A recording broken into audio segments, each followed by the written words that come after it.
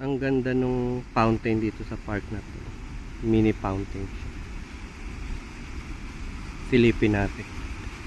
Pero hindi pa landscape yung baba niya. Pag na landscape yan masyadong mas lalong maganda yun.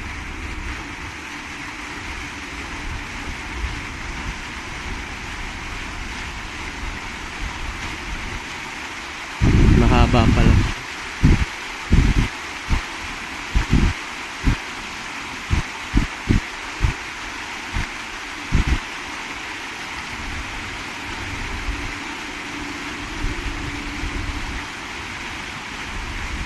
Longest fountain in the park. In this park.